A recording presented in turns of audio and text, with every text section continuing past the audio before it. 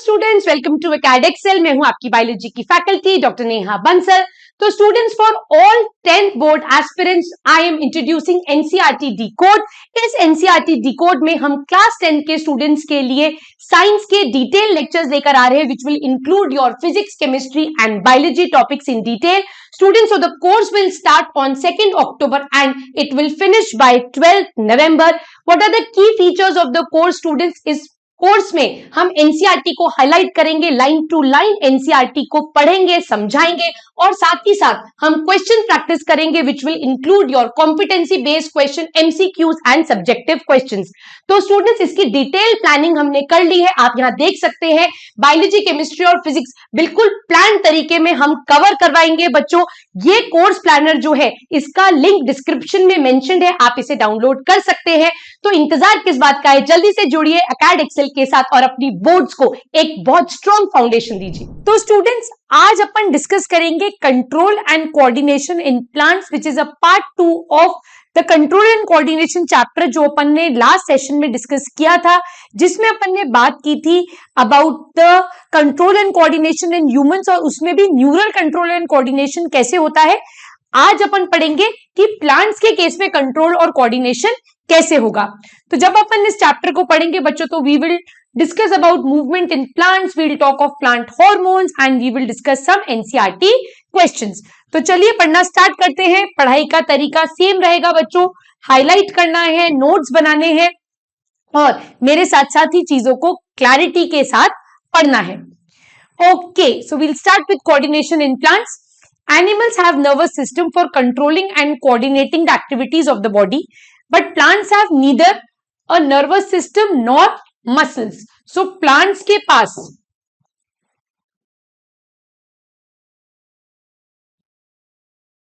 plants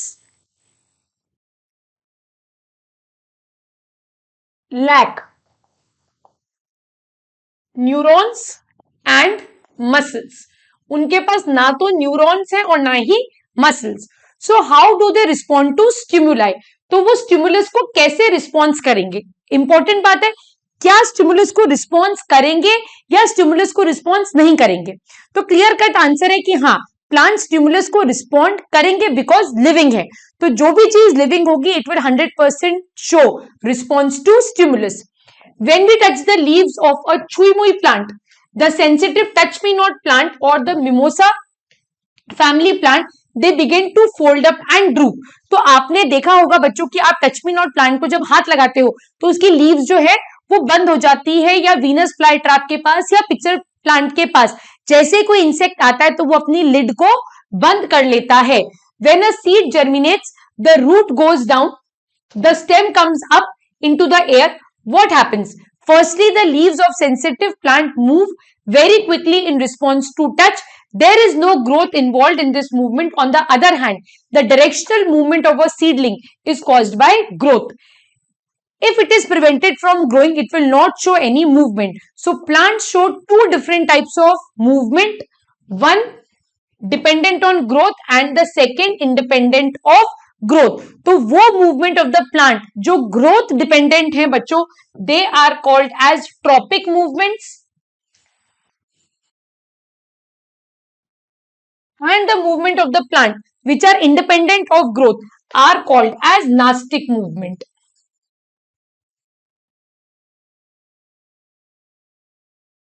सो दो type के movement हो गए, ट्रॉपिक मूवमेंट और नास्टिक मूवमेंट। आगे चलते हैं। Immediate response to stimulus. Let us think about the first kind of movement, such that of sensitive plant. Since no growth is involved, the plant must actually move its leaf in response to touch, but there is no nervous tissue nor any muscle tissue. How do the plant detect the touch and how the leaves move in response? Plant के पास ना तो कोई nervous tissue है, ना उसके पास कोई muscular tissue है, फिर भी प्लांट मूवमेंट शो कर रहा है।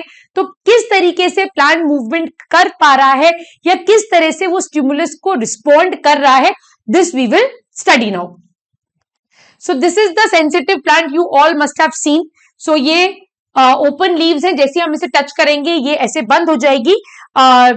Let me show you a video of it, और वीडियो से मैं आपको समझाती हूँ, और आपने अगर टच मी नॉट प्लांट को नहीं देखा है तो भी आपको क्लैरिटी आएगी कि टच करने पर इसकी लीव्स कैसे बंद हो जाती हैं। तो देखो स्टूडेंट्स, ये है आपका छुई मुई का प्लांट जिसको हम टच मी नॉट कहते हैं। ये इसकी लीफलेट्स है और ये इसकी मेन रिब है जिसके बारे में बात करी थी। इसको टच किया और ये देखो इट हैज क्लोज्ड। तो आप इसको कहीं से भी कैसे भी टच करो ये सेम टाइप का मूवमेंट शो करेगी। दोबारा देखो एक बार, देखो हाउ ब्यूटिफुली इट क्लोजेस। एकदम से ये इन्वर्ट कर्ल हो जाएगी। इसको लाजवंती भी बोला जाता है। सी, कैसे भी कहीं पर भी टच कर दिया, टिप पर, ऊपर, कहीं पर भी, ये क्या कर गई, क्लोज कर गई। ठीक है, सो ये हो गया आपका टच मी नॉट प्लांट का मूवमेंट बच्चों। ये नास्टिक मूवमेंट का एग्जाम्पल है। ऐसा ही एक और एग्जाम्पल जो है ये शो करता है आपका वीनस फ्लाई ट्रैप। ये देखिए, ये वीनस फ्लाई ट्रैप है। इसके ऊपर जैसे ही इंसेक्ट आता है, मॉस्किटो आता है, how beautifully it closes. See, so this has closed. One more time,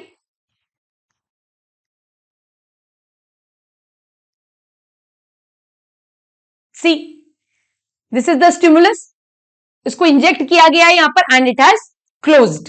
तो ये भी क्या हो गया बच्चों, नास्टिक मूवमेंट का एग्जाम्पल हो गया। सो अब देखते हैं टेक्स्ट में क्या लिखा है बच्चों। वीडियो से आपको समझ में आ गया होगा कि किस तरीके से जो टच मी नॉट प्लांट है उसकी लीव्स बंद हो रही है। आगे पढ़ते हैं। If we think about where exactly the plant is touched and what part of the plant actually move, it is apparent that the movement happens at point different from the point of touch। मतलब आपने plant को कहीं से भी touch करो, आप उसकी leaf की टिप से, लीफ को नीचे से, ऊपर से ऐसे हाथ फिरा दो, कहीं से भी आप उसे टच करो, वो एक ही टाइप का मूवमेंट करेगा, that it will close. So information that a touch has occurred must be communicated. The plants also use electrical chemical. Important है बच्चों, the plant also uses electrical chemical means to convey this information from cell to cell. मतलब एक cell से information जब दूसरे cell के पास जा रही है तो वो इलेक्ट्रिकल और केमिकल सिग्नल के फॉर्म में जा सकती है, बट प्लांट के पास कोई न्यूरॉन नहीं है जो एंड टू एंड इंफॉर्मेशन को कन्वे करवाएगा। ठीक है, but unlike in animals there is no specialized tissue in plants for the conduction of information. Finally, again as in animals, some cell must change in shape in order for the movement to happen. Instead of specialized proteins found in animal muscle cells, plants change their shape by changing the amount of water in them, resulting in swelling or shrinking and therefore changing the shape। तो यहां पर NCERT ने बहुत ही बढ़िया बात बोली है बच्चों, इसको अपन समझते हैं कि प्लांट्स जो है, plants show movement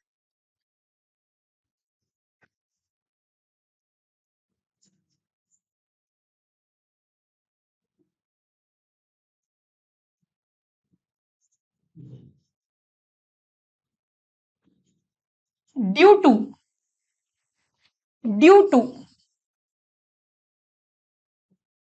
movement of water. सबसे कॉमन एग्जांपल अपन ऑलरेडी देख चुके हैं, गार्ड सेल। गार्ड सेल जब पानी से भरे हुए होते हैं, when they are full with water, जब टर्जड होते हैं तो ऐसे फूले हुए दिखेंगे आपको। जब इनमें पानी नहीं होता तो ये पिचक जाते हैं, they become flaccid. So plant अगर कोई भी चेंज इन शेप शो कर रहा है, so that is due to the movement of water. और टच मी नॉट प्लांट के केस में भी, in case of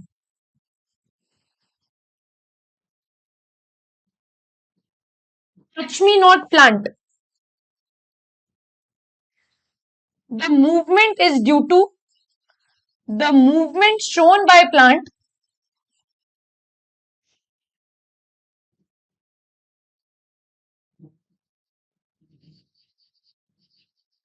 the movement shown by plant is due to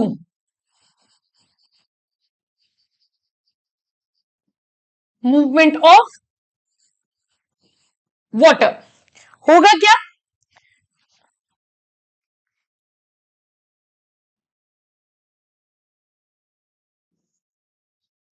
this is the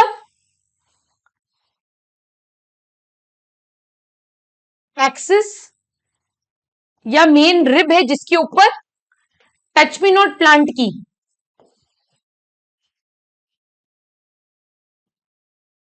leaves present है, ठीक है।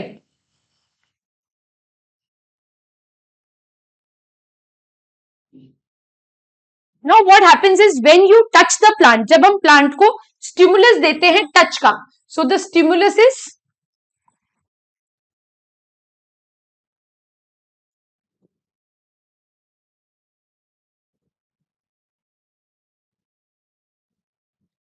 Stimulus is touch. तो जैसे ही हम इसे टच करते हैं तो लीफ के अंदर जितना भी पानी होता है, लीफ के अंदर क्या, लीफ के जाइलम के अंदर जितना भी वाटर फिल्ड होता है, ये वाटर यहां से क्या करता है, एग्जिट कर जाता है, बाहर निकल जाता है। और लीफ के बिल्कुल एंड पर, यहां पर एक सोलन स्ट्रक्चर प्रेजेंट होता है जिसे पल्विनस कहते हैं, आपको याद रखने की जरूरत नहीं है। यहां पर सारा पानी क्या हो जाता है, इकट्ठा हो जाता है। And due to the movement of water, due to the movement of water to the pulvinus, इस मूवमेंट ऑफ वाटर की वजह से जो लीफ है उनके अंदर पानी नहीं रहता, उनका टगर प्रेशर ड्रॉप हो जाता है, जिसकी वजह से वो लीव्स क्या होती है, कर्ल हो जाती है। So there is the movement of water from leaves due to touch,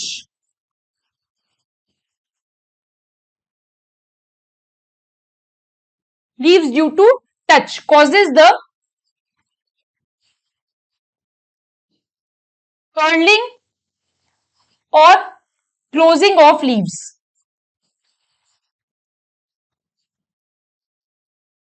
ठीक है, यही लिखा है एनसीईआरटी ने यहां पर, जो पूरी चीज अपन ने समझ ली है कि प्लांट में जो शेप चेंज हो रही है that is not because of muscular tissue, it is because of the movement of water. Water का इनवर्ड मूवमेंट या आउटवर्ड मूवमेंट उसकी शेप को क्या करेगा, चेंज करेगा। ठीक है, आगे बात करते हैं बच्चों, movement due to growth.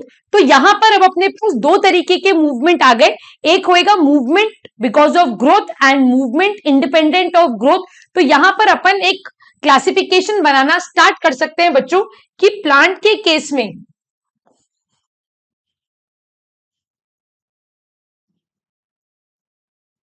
Movement जो है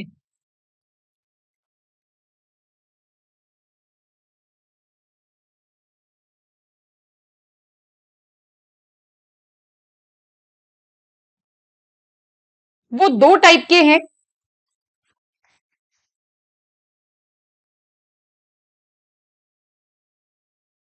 one is called as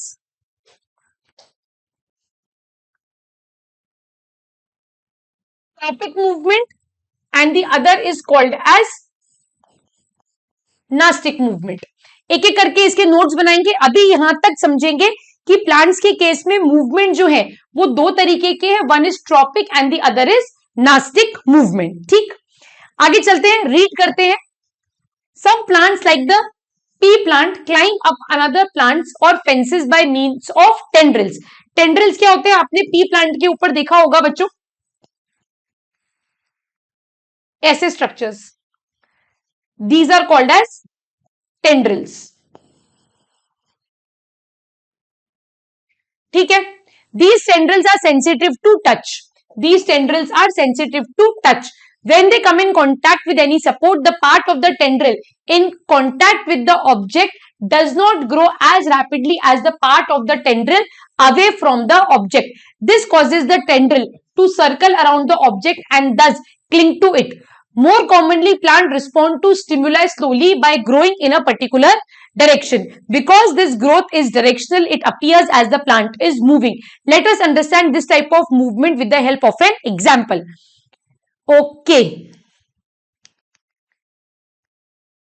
activity दी है, fill a conical flask with water, cover the neck of the flask with a wire mesh, keep 2 to 3 freshly germinated bean seeds on the wire mesh, take a cardboard which is open from one side, keep the flask of box in such a manner that open side of the box faces the light coming from a window। After 2 or 3 days you will notice that the shoot bend towards light and roots away from the light. Now turn the flask so that the shoots are away from light and the roots toward the light. Leave it undisturbed in this condition for few days. How the old parts of the shoot and root change direction? Are there differences in the direction of new growth? What you can conclude from the activity? तो बच्चों यहाँ पर इस तरीके से इन्होंने एक activity setup की है जिसमें एनसीईआरटी क्या बोल रही है कि आपको एक कोनिकल फ्लास्क लेना है,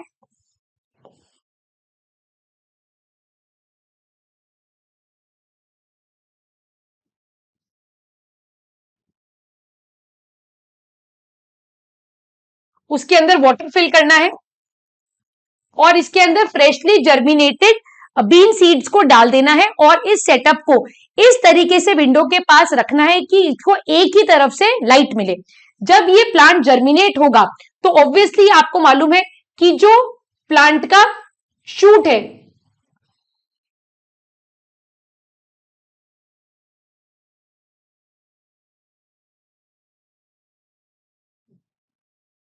वो लाइट की तरफ बेंड करेगा और जो प्लांट की roots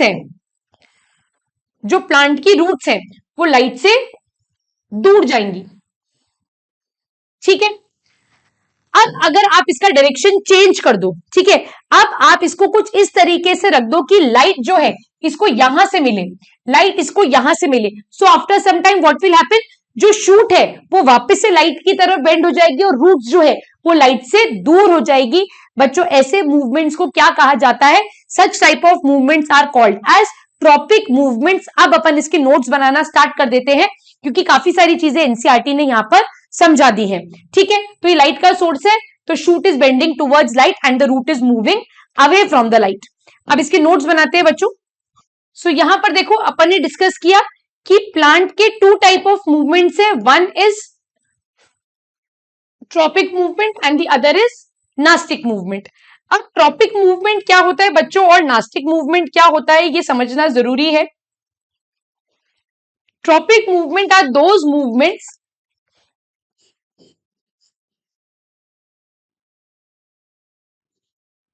they are dependent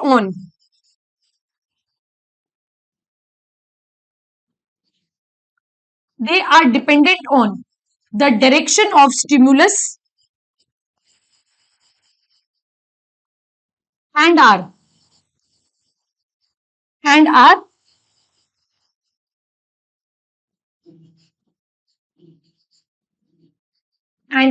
growth related। Nastic movement जो है they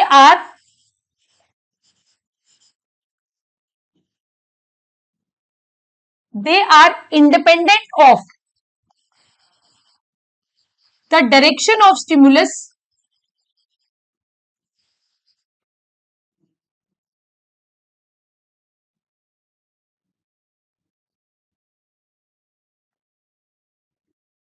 and are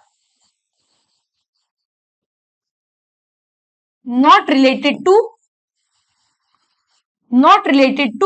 growth। Example है इसका movement shown by touch me not plant. Touch me not plant जो मूवमेंट शो करता है वो ग्रोथ इंडिपेंडेंट है, ठीक है, और डायरेक्शन ऑफ स्टिमुलस से उसको कोई लेना देना नहीं है। आप ऊपर से टच करो तब भी लीफ बंद होगी, नीचे से टच करो तब भी लीफ बंद होगी। तो किसी भी डायरेक्शन से आप उसे टच कर दो, किसी भी डायरेक्शन से आप उसे स्टिमुलस दे दो, उसका मूवमेंट एक ही तरीके का होगा, that is the leaves will close. अब अपन डिटेल में बात करेंगे बच्चों यहां पर ट्रॉपिक मूवमेंट के बारे में।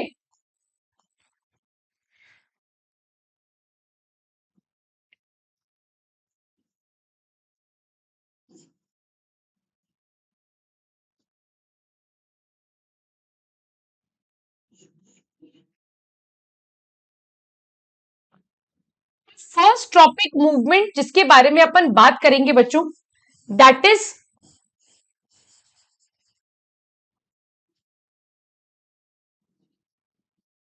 Phototropic movement.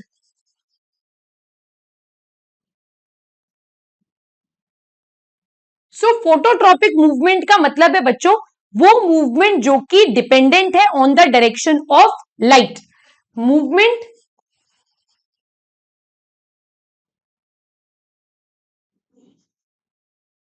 which are dependent on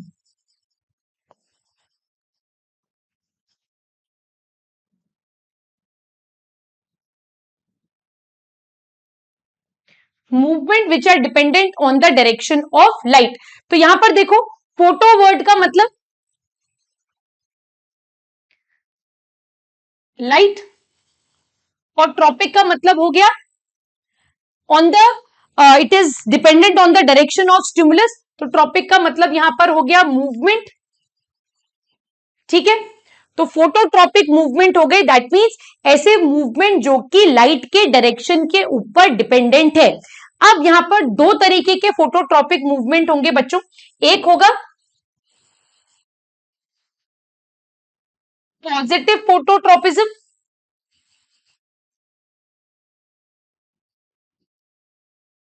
और दूसरा होगा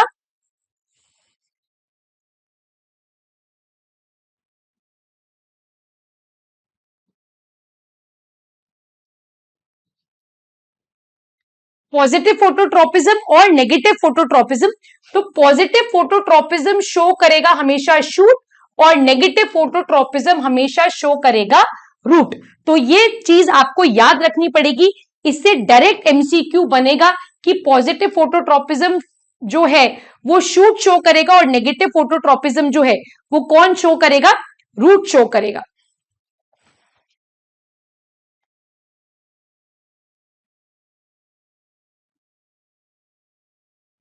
ठीक है, दैट मीन्स अगर आप प्लांट को एक तरफ से लाइट दे रहे हो तो शूट हमेशा लाइट की तरफ बेंड करेगी,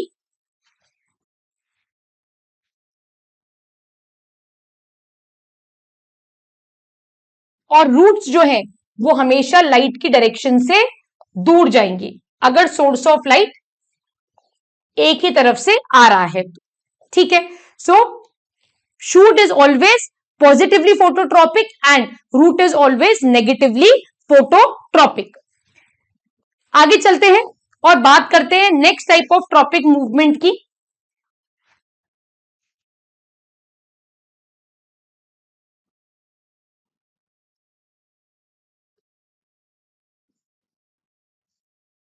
दैट इज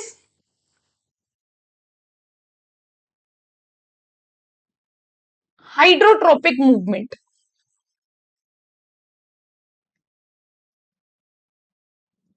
हाइड्रो का मतलब होता है water, so the movement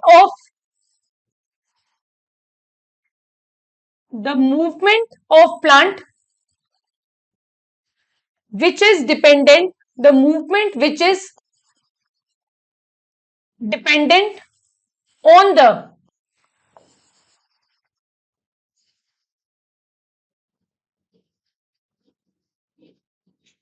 movement which is dependent on the direction of water। ठीक है, those movement are called as hydrotropic movement। यहां पर पॉजिटिव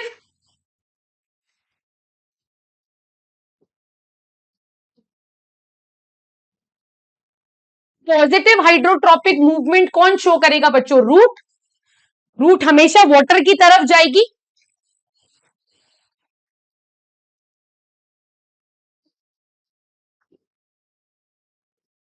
और नेगेटिव हाइड्रोट्रोपिक मूवमेंट शो करेगा शूट।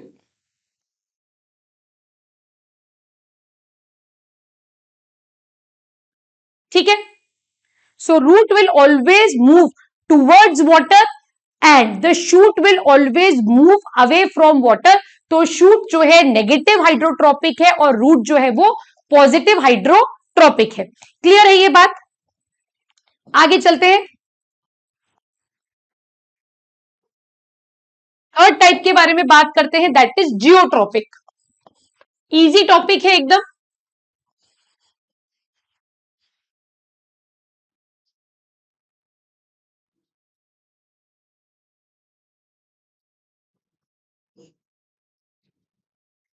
यहां पर बच्चों the movement which is dependent on water कर दो, on the direction of water की जगह कर दो the movement which is dependent on water.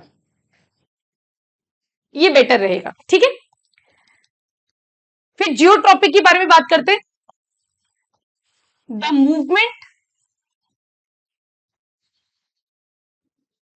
Movements which are dependent on gravity are called as geotropic movement. तो वर्ड जियो का मतलब यहां पर क्या है बच्चों, ग्रेविटी से है।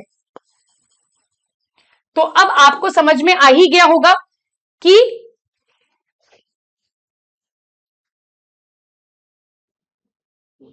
पॉजिटिव जियोट्रॉपिक मूवमेंट कौन शो करेगा,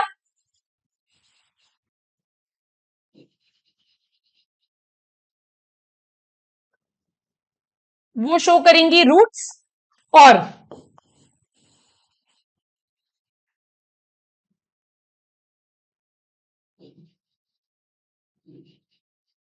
नेगेटिव जियोट्रॉपिक मूवमेंट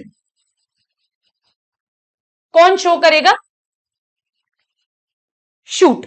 तो रूट्स जो है वो डेफिनेटली हमेशा ग्रेविटी की तरफ ग्रो करेगी, ग्रेविटी की तरफ मूव करेगी, वेयर एज जो शूट है वो हमेशा अबव द ग्राउंड ग्रो कर रही है, it is growing against the gravity. तो कैसी हो जाएगी, नेगेटिव जियोट्रॉपिक हो जाएगी। अब यहां पर फोटोट्रॉपिज्म को, हाइड्रोट्रॉपिज्म को और जियोट्रॉपिज्म को समझाने के लिए बच्चों एक बिल्कुल बेसिक वीडियो आपको बता रही हूं ताकि आप विजुअलाइज कर सको और आपको एक ज्यादा क्लैरिटी मिले। तो देखते हैं वीडियो और इन तीनों टाइप ऑफ ट्रॉपिक मूवमेंट्स को अब अपन समझते हैं। स्टूडेंट्स अब अपन देखेंगे कि रूट्स किस तरीके से पॉजिटिव जियोट्रॉपिक है और शूट जो है वो नेगेटिव जियोट्रॉपिक है। देखिए ये सीड है, इसको वाटर और टेम्परेचर राइट देने पर जो रूट है वो ग्रेविटी की तरफ ग्रो कर रही है, पॉजिटिव जियोट्रॉपिज्म शो कर रही है, रूट की ग्रोथ हो गई। अब इसी से शूट डेवलप हो गया, अगेंस्ट द ग्रेविटी गया, वो ये हो गया आपका नेगेटिव जियोट्रॉपिक। ये हमेशा लाइट की तरफ ग्रो करेगा, that is always positive phototropic, water से दूर ग्रो करेगा। नेगेटिव हाइड्रोट्रॉपिक, ये प्लांट में ग्रोथ होती चली जाएगी और ये हमेशा लाइट की तरफ जाता जाएगा, और जैसे जैसे इसमें ग्रोथ और डेवलपमेंट होगी it will ultimately give you flowers and fruits. तो चलो बच्चों अब अपन देखते हैं next type of movement which is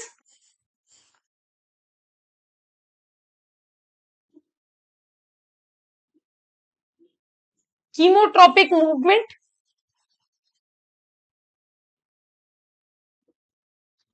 यहां पर कीमो वर्ड का मतलब क्या होगा बच्चों, chemicals.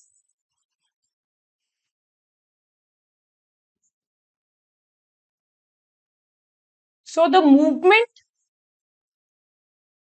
Which are dependent on chemicals, वो मूवमेंट जो केमिकल्स के ऊपर डिपेंडेंट है they are called as chemotropic movement बच्चों। और यहां पर आपको एक ही एग्जांपल याद रखना है, that is the growth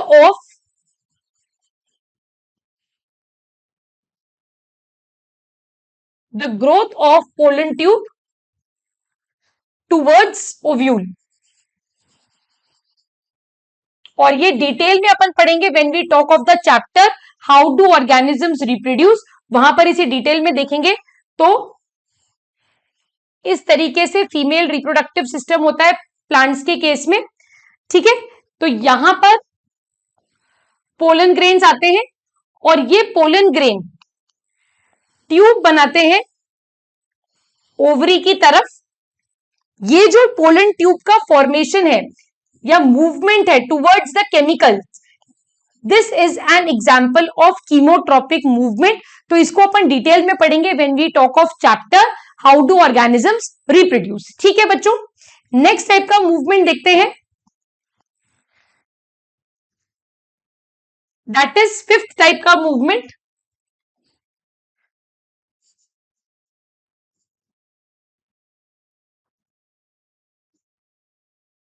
थिग्मोट्रॉपिक movement बच्चों।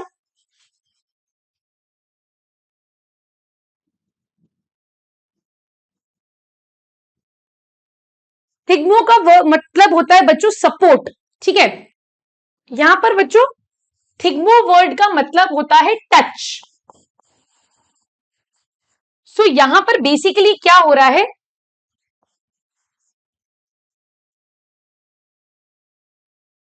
The movements which are dependent on touch are called as thigmotropic movement. और यहीं पर एग्जाम्पल आता है बच्चों किसका,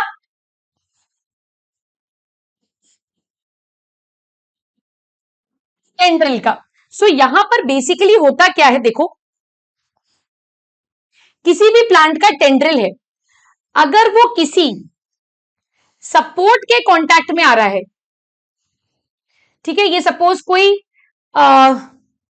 वॉल है या कोई फेंस है, तो जैसे ही प्लांट जो यहां ग्रो कर रहा है, normally the plant is growing like this here and the tendrils comes in contact, tendril जैसे ही इस कॉन्टैक्ट को टच करेगी तो यहां पर वो रैप अराउंड हो जाएगी। सो टेंड्रिल जो है यहां पर क्या हो जाएगी, it will be wrapped around, ये हो गई टेंड्रिल, ठीक है। और ये हो गया कोई सा भी सपोर्ट, तो जैसे ही सपोर्ट को इसने टच किया तो यहां से क्या ले लेगी, ये सपोर्ट ले लेगी। अब इस पार्ट ऑफ द प्लांट की ग्रोथ जो है वो रुक जाएगी, क्योंकि इसका मेन काम क्या है बच्चों, इसका मेन काम है सपोर्ट लेना। और वो पार्ट ऑफ द प्लांट जो टेंड्रिल से अवे है वो क्या करेगा, वो यहां पर फिर रैपिड ग्रोथ शो करेगा, यहां से ग्रोथ होने लगेगी प्लांट की, क्योंकि उसको यहां पर एक प्रॉपर सपोर्ट मिल गया। तो प्लांट जो इस टेंड्रिल से अवे है, that part of the plant will show growth.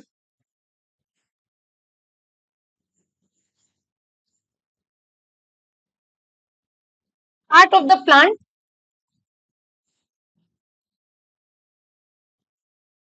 Away from tendril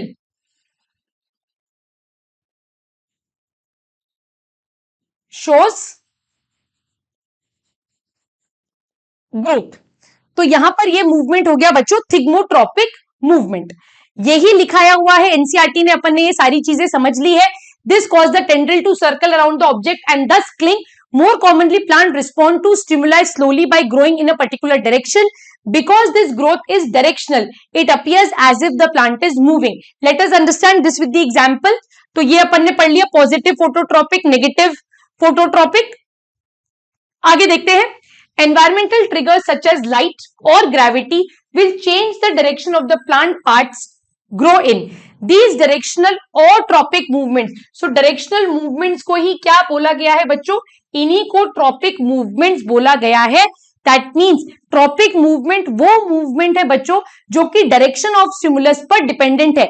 light अगर यहां से आ रही है तो प्लांट का शूट इधर बेंड होगा, पर अगर लाइट में इधर से दूं तो प्लांट का शूट जो है वो इधर बेंड हो जाएगा।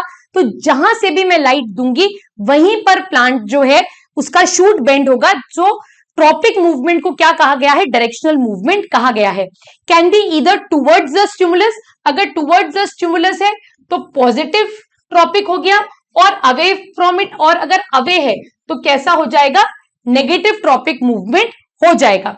So in the two different kinds of phototropic movement, shoots respond by bending towards light while roots respond by bending away from it. How does this help the plant? Obviously ये plant को कैसे help करेगा, it will help the plant to grow.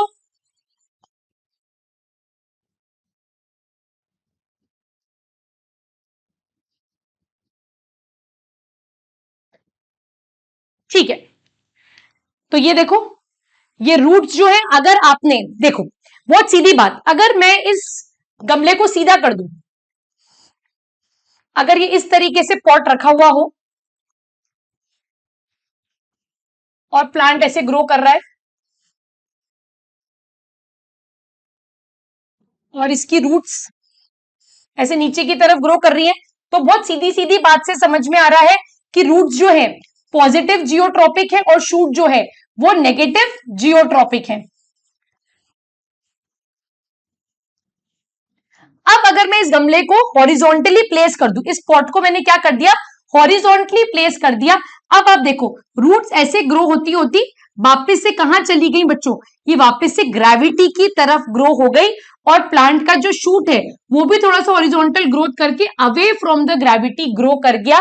तो इससे हमें समझ में आता है कि शूट जो है वो हमेशा नेगेटिवली जियोट्रॉपिक है और रूट्स जो है वो हमेशा पॉजिटिवली जियोट्रॉपिक है, irrespective of the orientation of the pot it is placed in. ये आप अपने घर पर भी कर देख सकते हो बच्चों। आप क्या करो, एक ट्रांसपेरेंट जो डिस्पोजेबल ग्लास आता है वो ले लो और उसके अंदर कोकोपीट डाल दो या आपके गार्डन से मिट्टी डाल दो। और अभी तो अच्छा सीजन चल रहा है, आप क्या करो, थोड़े से चने ले लो, बीन्स ले लो, उसको वाटर में सोक करके रखो और उसको आप उस मिट्टी के अंदर या कोकोपीट के अंदर ट्रांसफर कर दो और आप उस ग्लास को हॉरिजॉन्टली प्लेस कर दो। आप देखो कि जब उसमें से रूट निकलेगी ना तो वो थोड़ा सा हॉरिजॉन्टल ग्रोथ शो कर जो है वो ग्रेविटी की तरफ जाएगी और शूट भी अगेंस्ट द ग्रेविटी ग्रो करेगी irrespective of the direction of the glass you have place. ये आप बहुत आराम से अपने घर पर कर देख सकते हो। ठीक है, सो जियोट्रॉपिज्म का मतलब यहां पर हो गया ग्रेविटी। ये अपन नोट्स ऑलरेडी पूरे बना चुके हैं। आगे देखते हैं, plant show tropism in response to other stimuli as well.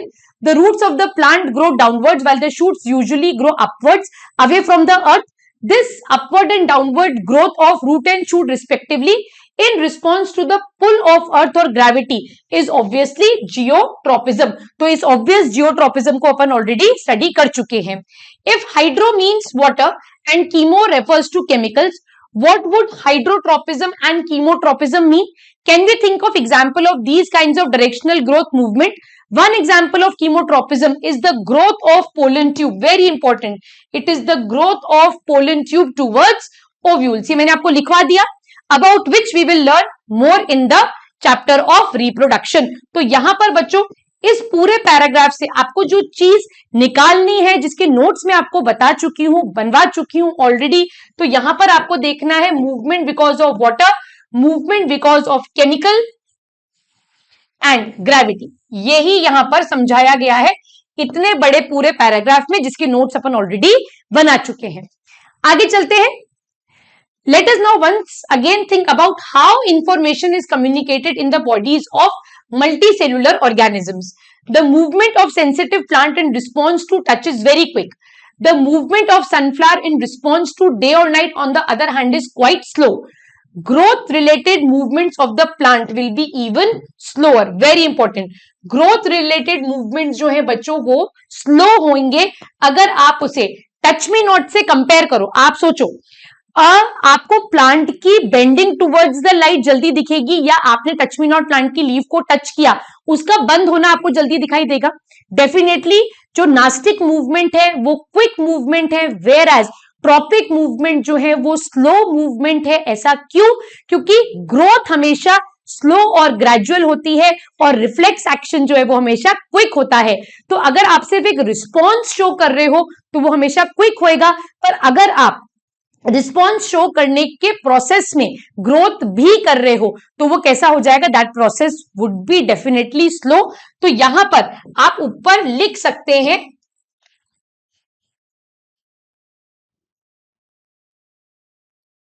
Tropic movements are slow और नास्टिक मूवमेंट जो है वो फास्ट है। Tropic movement is related to growth, ये ग्रोथ रिलेटेड है, वेयर एज नास्टिक मूवमेंट जो है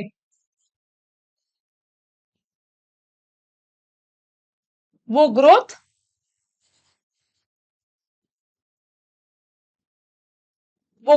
इंडिपेंडेंट है। Even in animal bodies there are carefully controlled directions to growth. Our arms and fingers grow in certain direction, not haphazardly. So controlled movement can either be slow or fast. If fast responses to stimuli are to be made, information transfer must happen very quickly. For this, the medium of transmission must be able to move rapidly. अगर जल्दी movement चाहिए तो information जल्दी पास होनी चाहिए। अगर किसी भी चीज के लिए आपको स्लो एक्शन की रिक्वायरमेंट है तो वो इंफॉर्मेशन भी धीरे धीरे ही ट्रांसफर होगी। आगे देखते हैं, electrical impulses are in electrical means for this, but there are limitations to the use of electrical impulses. Very important question बनता है बच्चों, यहीं पर क्वेश्चन मेंशन कर लीजिए। What are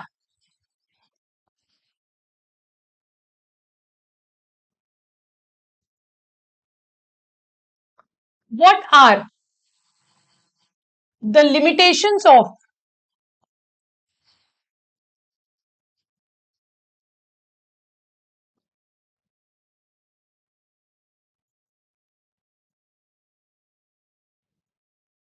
electrical impulse? क्या लिमिटेशन हो सकती है? क्योंकि इलेक्ट्रिकल इम्पल्स जो है बच्चों, वो बहुत ही क्विक मैकेनिज्म है, बहुत जल्दी मूव करता है, बट उसकी कुछ लिमिटेशंस है। क्या लिमिटेशंस है वो देखते हैं। Firstly, they will reach only those to those cells which are connected by nervous tissue. पहला पॉइंट, ये उन्हीं टिश्यू के पास तक पहुंचेंगे जहां पर ऑब्वियसली ये इलेक्ट्रिकल इंपल्स रीच कर सकती है, नर्वस टिश्यू प्रेजेंट है.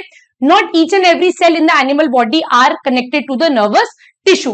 Secondly, once an electrical impulse is generated in a cell and transmitted, the cell will take some time to reset its mechanism before it can generate and transfer a new impulse. So, पहला limitation हो गया कि body के सारे sales जो हैं वो nervous tissue से कनेक्टेड नहीं है, तो जो कनेक्टेड नहीं है वो नर्व इंपल्स कैसे लेंगे. दूसरा, जो भी सेल नर्वस टिश्यू से कनेक्टेड है, जो इलेक्ट्रिकल मैसेज को ले रहा है, उसको टाइम लगता है रीसेट होने में. तो ये कंटिन्यूस प्रोसेस नहीं होगा, उसको आपको रीसेट करने में टाइम लगेगा. जैसे आप बहुत सारा पढ़ लिए, दिमाग थक जाता है, उसके बाद क्या करते हो, सो जाते हो, रेस्ट करते हो और फिर एनर्जाइज होकर दोबारा से काम करना स्टार्ट करते हो. बट केमिकल कोऑर्डिनेशन की अगर अपन बात करें, हॉर्मोन्स की अपन बात करें, तो वहां पर सेल को रीसेट होने की जरूरत नहीं होती. In other words, cell cannot continually create and transmit electrical impulses. It is thus no wonder that most multicellular organisms use another means of communication between the cells, and that name is called as chemical communication. और chemical communication जो होता है बच्चों, वो होता है hormones की मदद से. Hormones जो हैं ये chemical messengers हैं जो धीरे धीरे अपना काम करते रहते हैं. उसमें सेल को रीसेट होने की जरूरत नहीं है. सेल हॉर्मोन्स की प्रेजेंस में कंटिन्यूअसली काम करते रहेंगे. तो केमिकल कोऑर्डिनेशन में slow and gradual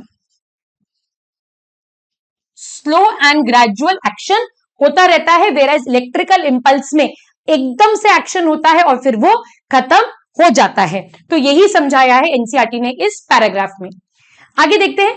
If instead of generating an electrical impulse, stimulated cells release a chemical compound, this compound would diffuse all around the original cell. If other cells around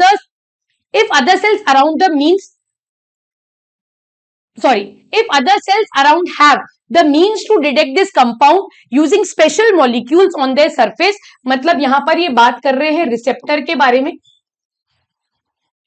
ठीक है, then they would be able to recognize information and even transmit it. This will be slower, of course, but it can potentially reach to all cells of the body regardless of nervous connections, and it can be done steadily and persistently. ठीक है, underline करो इस word को.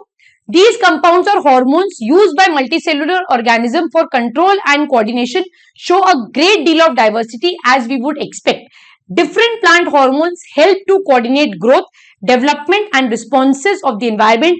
They are synthesized at places away from where they act and simply diffuse to the area of action. तो यहां पर ये line जो है बच्चों ये बहुत इंपॉर्टेंट है. प्लांट हॉर्मोन्स जो है ये वहां प्रोड्यूस होते नहीं है जहां पर इनकी नीड होती है, they are produced elsewhere and ये डिफ्यूजन से उस जगह तक पहुंचते हैं.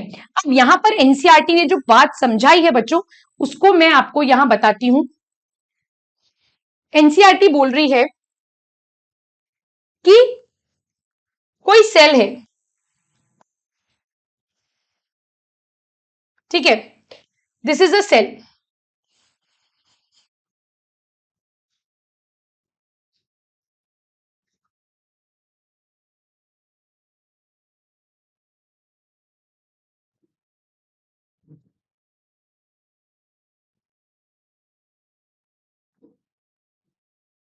इस सेल को स्टिमुलेट किया गया, ठीक है, इसको स्टिमुलेट किया और इसने प्रोड्यूस किए कुछ हॉर्मोन्स, ठीक है. अब ये हॉर्मोन्स डिफ्यूजन से या ब्लड से पहुंचे एक पर्टिकुलर एरिया के पास, ठीक है, ये पहुंचे एक पर्टिकुलर एरिया में।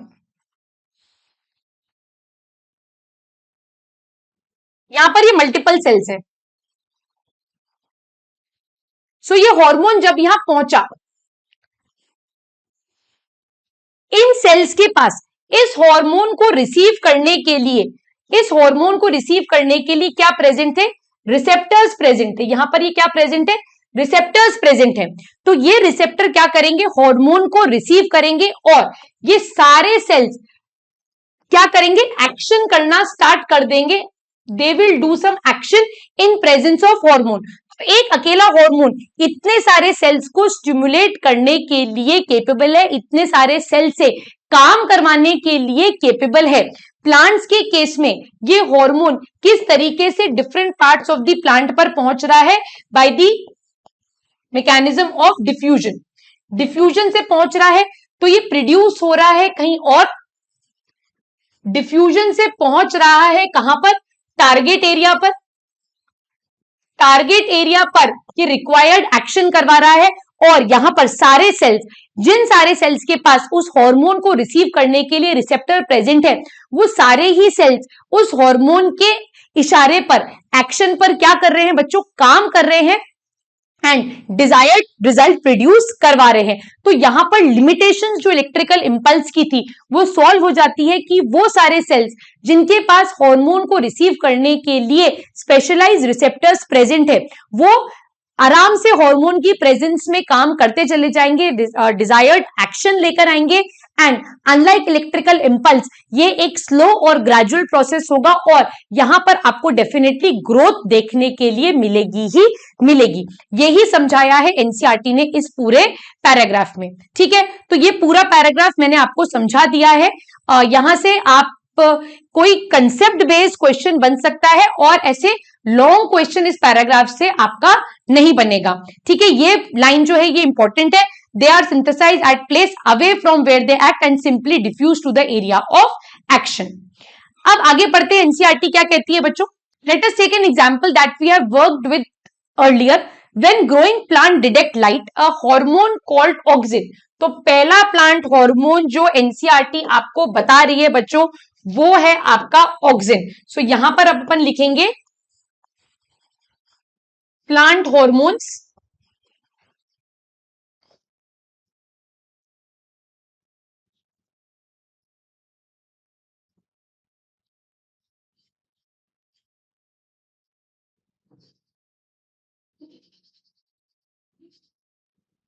और पहला प्लांट हार्मोन जो एनसीईआरटी ने बताया है बच्चों वो है auxin.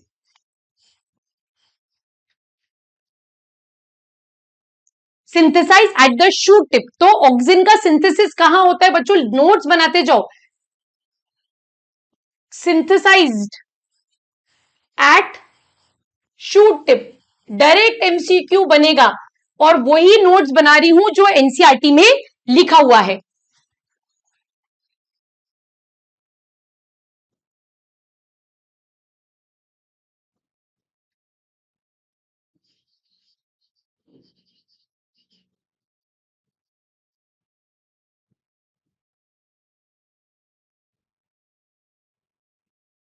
Synthesize at the shoot tip. आगे देखते हैं। helps the cell to grow longer when the light is coming from one side of the plant. Auxin diffuses towards the shady side of the shoot. This concentration of auxin stimulates the cell to grow longer on the side of the shoot which is away from the light. Thus the plant appears to bend towards light. Very important. इसको आप double star mark करिए. This complete paragraph is very very important बच्चों. इसी के notes बनाऊंगी और आपको सारी चीजें डिटेल में समझाऊंगी. ये लाइंस बहुत इंपॉर्टेंट है. मान के चलो यहां से आपका बोर्ड का सवाल बनेगा ही बनेगा. अब ऑक्सिन सिंथेसाइज होता है एट द शूट टिप पर. ऑक्सिन का मेन काम क्या है?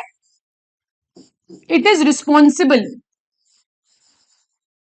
For phototropic movement. ये किस लिए रिस्पॉन्सिबल है? फोटोट्रॉपिक मूवमेंट के लिए रिस्पॉन्सिबल है. अब देखो यहां क्या हो रहा है. This is the shoot of the plant.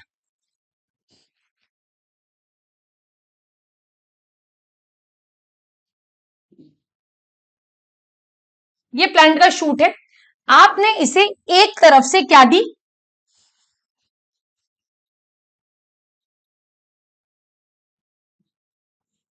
इसको आपने एक तरफ से लाइट दी। अब यहां पर इसको मैं मार्क कर सकती हूं बच्चों, ये हो गया लाइट साइड और ये हो गया मेरा शेडी साइड, हो गया। अब ऑक्सिन जो है बच्चों, ऑक्सिन का हमेशा हायर कंसेंट्रेशन कहां होगा, टुवर्ड्स द शेडी साइड। तो ऑक्सिन यहां पर कंसेंट्रेट हो गया, तो पूरा ऑक्सिन कहां प्रेजेंट है, इस शेडी साइड पर प्रेजेंट है। सो this is the concentration of auxin. मैं यहां लिख देती हूं,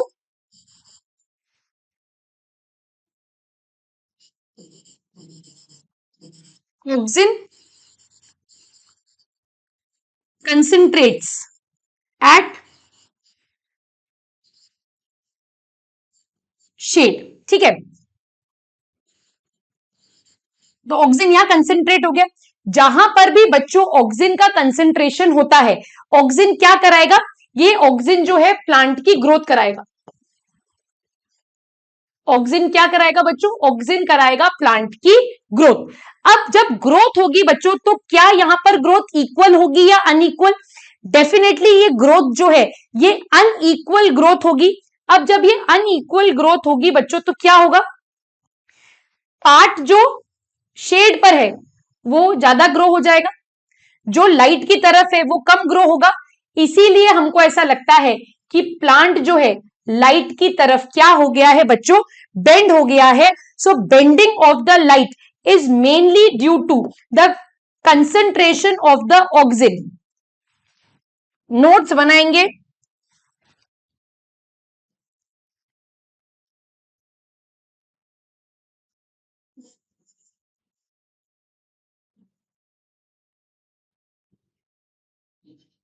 bending of the plant towards light is due to the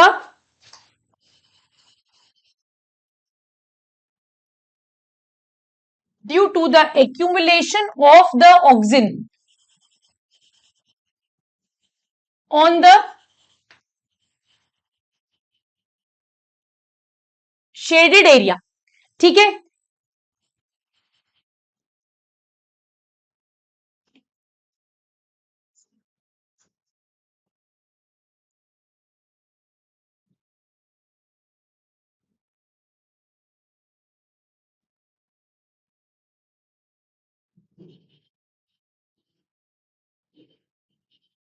Bending of the plant towards light is due to the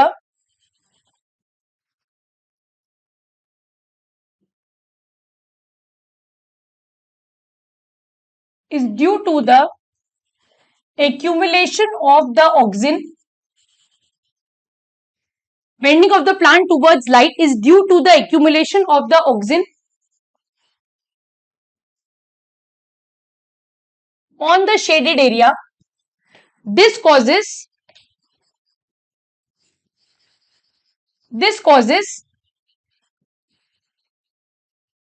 unequal growth.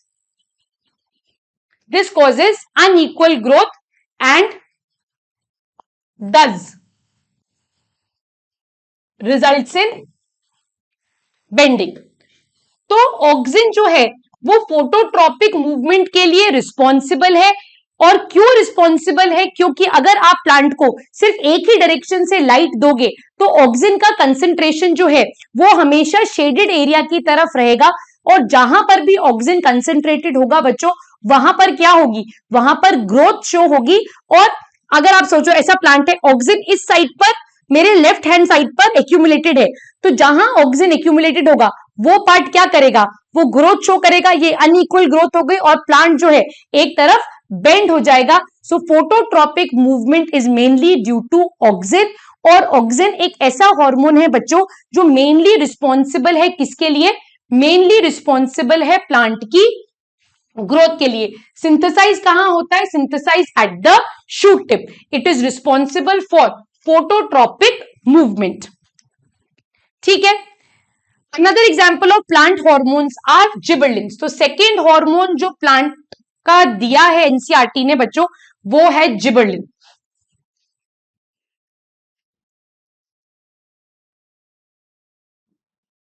Gibberellin तो पढ़ते gibberellin के बारे में क्या कह रहा है किताब अपना, व्हाट इज अ बुक से, like auxin it helps in the growth of the stem. तो जिबरलिन्स भी एक प्लांट ग्रोथ प्रमोटर है और ये क्या करता है? ये स्टेम की ग्रोथ को इंक्रीज करता है। तो जिबरलिन्स के बारे में लिखेंगे, it is a growth promoter,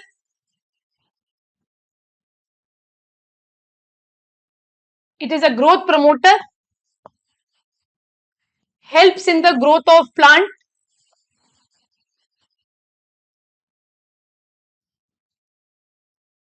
और एक और चीज जो आपको यहां याद रखनी पड़ेगी, it helps in germination, helps in the,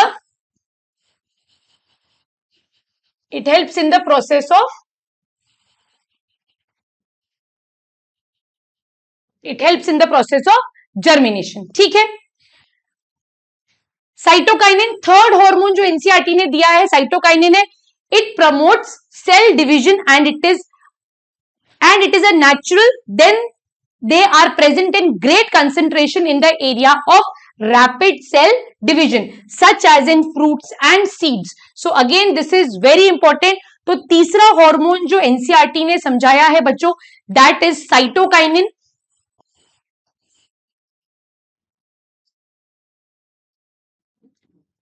cytokinin जो है, it helps,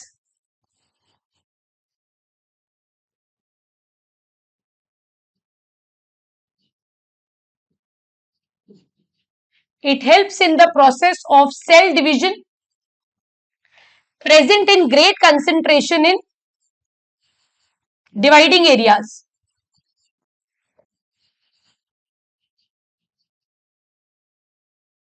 present in great concentration in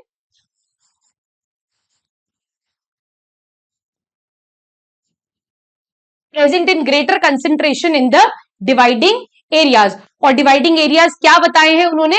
fruits and seeds. These are examples of plant hormones that are helpful in promoting growth, but plants also need signals to stop growing. तो यहां पर एक inhibitor का example दिया है NCERT ने, that is abscisic acid which is also called as ABA.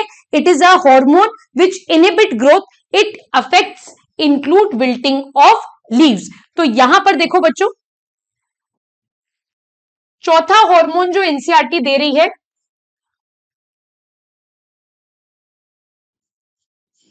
that is ABA, that is abscisic acid. It is a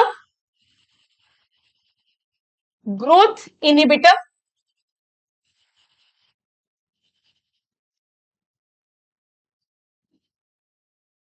It will stop the growth of plant.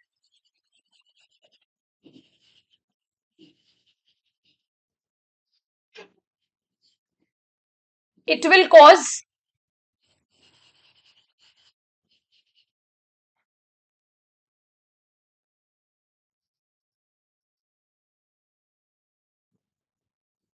it will cause wilting of leaf. Wilting of leaf का मतलब होता है पत्तियां जो हैं वो मुरझा जाएगी। अब पत्तियां क्यों मुरझाएंगी बच्चों? It causes, it causes the closure of stomata. ये स्टोमेटा को क्या करता है बच्चों? बंद कर देता है। It causes the closure of stomata. तो स्टोमेटा ही अगर बंद हो गया, ट्रांसपिरेशन रुक गया है, एक्सचेंज ऑफ गैस रुक गई है, तो एक्सचेंज ऑफ गैस जब रुक गई है, स्टोमेटा बंद हो गया, तो लीफ जो होगी वो क्या होगी? एक पॉइंट ऑफ टाइम के बाद मुरझा जाएगी। क्योंकि एबीए स्टोमेटा को बंद क्यों कर रहा है बच्चों? क्योंकि प्लांट के पास वाटर डेफिशिएंसी है, तो उस वाटर को कंजर्व करने के लिए ग्रोथ को इनिबिट करता है एंड दस causes wilting of the leaf. एक और पॉइंट जो आपको यहां याद रखना है, it delays, it delays germination of seed. Gibberellin seed का जर्मिनेशन कराता है और एबीए जो है वो सीड के जर्मिनेशन को क्या करता है बच्चों, डिले करता है। तो यहां पर अब अगर अपन कुछ नोट्स बनाए, एक रिप्रेजेंटेशन ले, so we have plant hormones, ठीक है।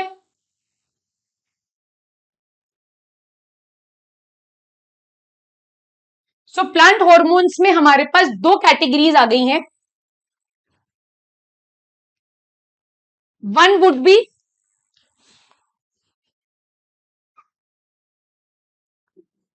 growth promoter and the other are growth retarders.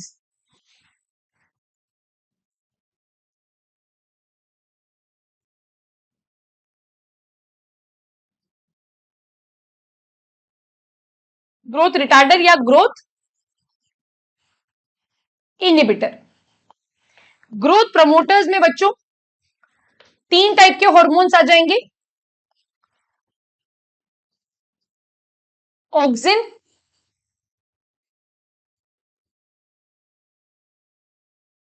Gibberellin,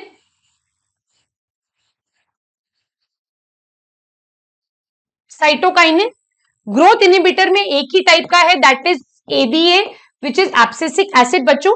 पर मेरे कहने पर यहां पर आप एक नोट लगाकर एक पॉइंट लिख लो बच्चों, ठीक है। एनसीईआरटी में मेंशन नहीं है बट मुझे कहीं ना कहीं इंपॉर्टेंट लगता है।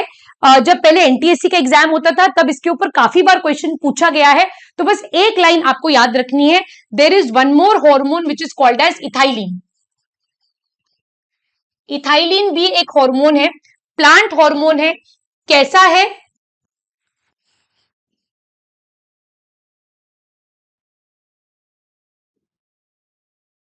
गैसियस हार्मोन है और किसमें हेल्प करता है,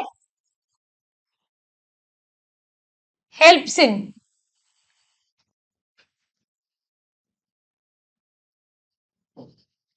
in the purpose of fruit ripening, fruit को राइपन करने में मदद करता है। तो यहां पर बच्चों अपन ना कंप्लीट डिस्कशन हो गया about control and coordination of plants. तो यहां पर एनसीईआरटी अपन ने पूरी पढ़ ली है, नोट्स बना लिए हैं बच्चों। तो जो नोट्स मैंने दिए हैं आपको डायरेक्टली आप उन नोट्स को याद कर सकते हो after reading the NCERT once. NCERT को छोड़ना नहीं है, वो एक बार तो देखनी ही देखनी है। सारे नोट्स मैंने बना दिए, हाइलाइट्स मैंने करा दिए, डायरेक्ट नोट्स आप याद कर सकते हो, बस एक बार एनसीईआरटी की रीडिंग जरूर कर लेना। अब बात करते हैं कुछ क्वेश्चंस के बारे में जो एनसीईआरटी ने हमें दिए हुए हैं। Question says what are plant hormones. So plant hormones क्या होंगे,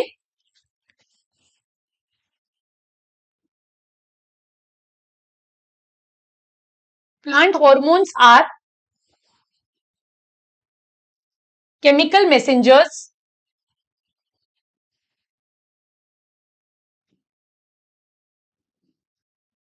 which are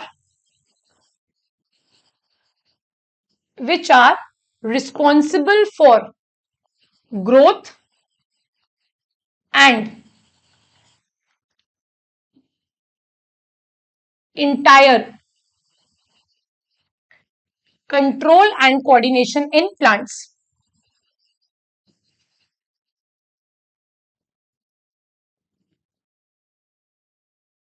और यहां पर ये जो फ्लो चार्ट अपन ने बनाया है, ये पूरा फ्लो चार्ट आप यहां पर भी बनाएंगे,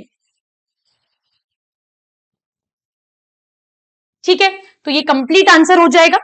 नेक्स्ट क्वेश्चन देखते हैं, how is the movement of the leaves of sensitive plant different from the movement of the shoot towards the light.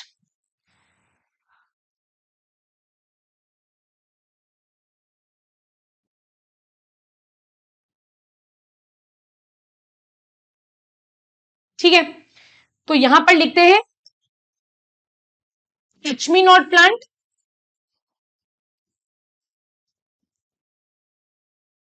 And phototropic,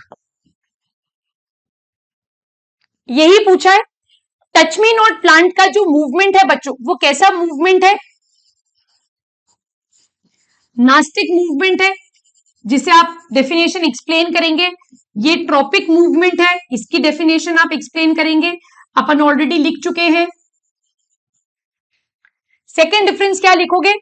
not related to growth,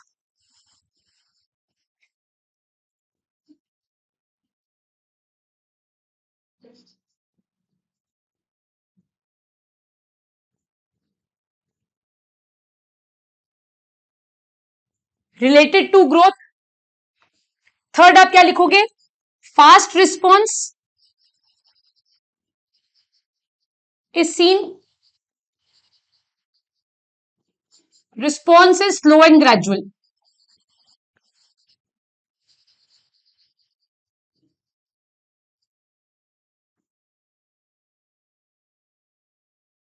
response is slow and gradual. तो ये यहां पर complete answer आपका हो जाएगा बच्चों। और आपका अगर ये क्वेश्चन 3 नंबर का आता है तो please support it with the diagram. और टैब्यूलर फॉर्म में तो लिखना ही लिखना है अगर 2 नंबर का आता है, और अगर 2 नंबर का भी क्वेश्चन आता है और अगर टाइम परमिट करता है तो बच्चों क्विकली इसका एक डायग्राम यहां पर आप बना सकते हो। Give an example of plant hormone that promotes growth. So plant hormones that promote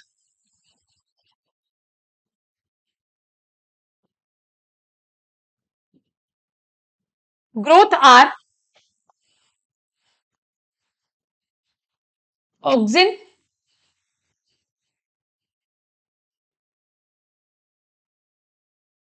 gibberellin and cytokinin. ये तीनों क्या है? ग्रोथ प्रमोटर्स हैं। और एक एक लाइन आप इनके बारे में लिख सकते हो। Auxin causes phototropism, gibberellin causes the growth of the stem and cytokinin is responsible for sale division. How do auxins promote the growth of a tendril around the support? Upon already इसको समझ चुके हैं। तो यहां पर देखो question से ही NCERT ने एक और चीज बता दी है कि प्लांट की ग्रोथ के लिए कौन सा हार्मोन रिस्पॉन्सिबल है? ऑक्सिन रिस्पॉन्सिबल है। When the tendril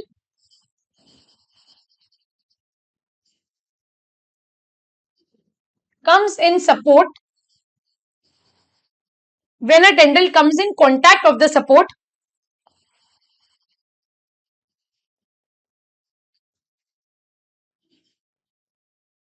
when a tendril comes in contact of support, it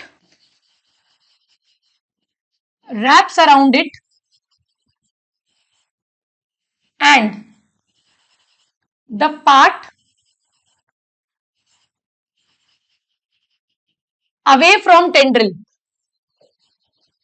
and the part away from tendril under the influence of auxin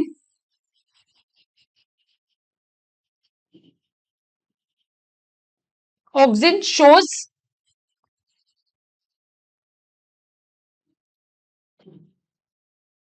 under the influence of auxin shows rapid growth as auxin is produced at the shoot, as auxin is produced at the shoot. So tendril को जहां support मिला वो वहां पर wrap around हो गई। Auxin जो है बच्चों वो शूट पर ही प्रोड्यूस हो रहा है, इसीलिए जैसे ही सपोर्ट मिला ऑक्सिन क्या करेगा? उस शूट की रैपिड ग्रोथ करवा देगा। तो ये इस क्वेश्चन का कंप्लीट आंसर और कंप्लीट एक्सप्लेनेशन यहां पर बच्चों हो जाएगा।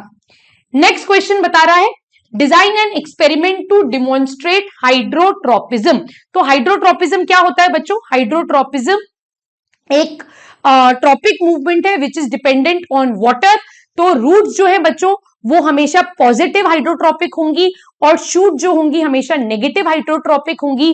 तो इसके लिए आपको एक एक्सपेरिमेंट डिजाइन करना है बच्चों।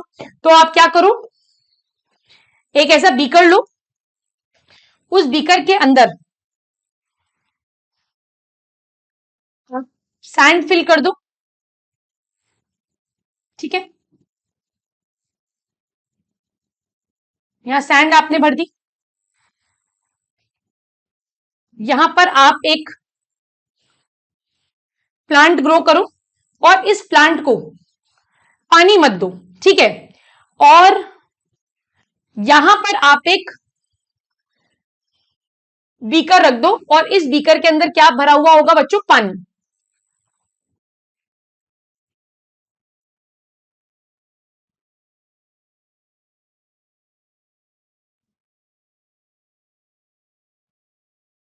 यहां पर एक बीकर है और इसके अंदर आपने भर दिया पानी, मार्किंग अभी कर दूंगी। और यहां से इस बीकर से धीरे धीरे जो है वो पानी यहां से बाहर निकल रहा है। आपने छोटे छोटे पोर्स बनाए हैं और इन छोटे छोटे पोर्स से पानी जो है वो बाहर निकल रहा है। इस सेटअप को आप छोड़ दो, थोड़े टाइम बाद आप देखोगे कि ये जो रूट्स जो हैं, ये रूट्स जो हैं ये इस पानी की तरफ बेंड हो जाएंगी। रूट्स जो है ये पानी की तरफ क्या हो जाएंगी बच्चों? बेंड हो जाएंगी, जिससे आप ये शो कर पाओगे that the roots of the plant are positively hydrotropic. तो ये एक एक्सपेरिमेंटल सेटअप है which will show that roots are positively hydrotropic. तो यहां पर मैं वापस से एक्सप्लेन कर रही हूं। और एक और चीज जो मैं आपको फिर से बता रही हूं, मैंने न्यूट्रिशन वाले चैप्टर में भी आपको बताया था, फिर से समझा रही हूं, कभी भी कोई एक्टिविटी आए तो आपको सबसे पहले लिखना है that what is the aim, फिर आपको लिखने हैं what are the materials required, फिर आपको लिखना है बच्चों प्रोसीजर,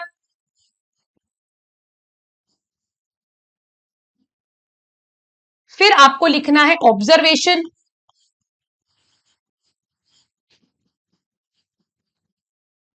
और फिर फाइनली आपको लिखना है रिजल्ट।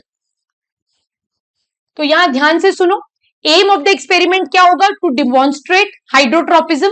मटेरियल्स रिक्वायर्ड में क्या चाहिए आपको? एक ग्लास का बड़ा बीकर चाहिए, ठीक है। आपको मिट्टी चाहिए, आपको एक छोटा सा प्लांट चाहिए जिसको आपने जर्मिनेट करवा रखा होगा, जर्मिनेटेड बीन्स आप बोल सकते हो। फिर आपको एक छोटा बीकर चाहिए जिसके अंदर आप वाटर फिल करोगे, ठीक है।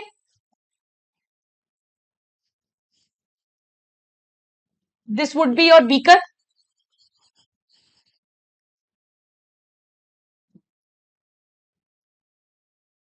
Sand, this is a small container filled with water, ठीक।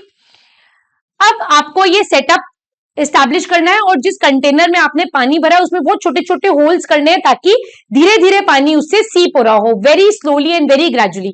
Leave the setup for some time, take a photograph and see the direction of root. तो इनिशियली जो रूट्स होंगी बच्चों वो ऐसी सीधी होंगी, बट आप इस सेटअप को 5 से 6 दिन के बाद, 10 दिन के बाद जब आप ऑब्जर्व करोगे तो आप देखोगे जो प्लांट्स की रूट है वो वाटर की तरफ बेंड हो चुकी है। सो ऑब्जर्वेशन में आएगा that the roots of the plant have bended towards water. Result, this shows that roots are positively hydrotropic। और शूट जो है वो ऊपर की डायरेक्शन में ग्रो करे जा रहा है, उसको पानी से कोई फर्क नहीं पड़ रहा। तो इसी से ये शो हो जाएगा कि शूट जो है वो क्या है? वो नेगेटिवली हाइड्रोट्रोपिक है। तो ये पूरा एक्सपेरिमेंट आपको लिखना है बच्चों।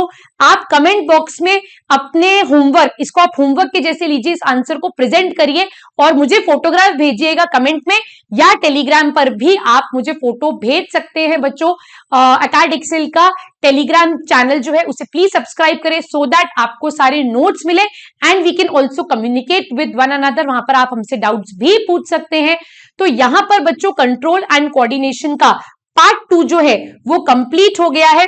नेक्स्ट पार्ट में जब हम मिलेंगे that would be the last part of the chapter, और वहां पे अपन डिस्कस करेंगे about chemical coordination in animals की। एनिमल्स के अंदर हॉर्मोन्स के थ्रू कंट्रोल और कोऑर्डिनेशन कैसे होता है बच्चों।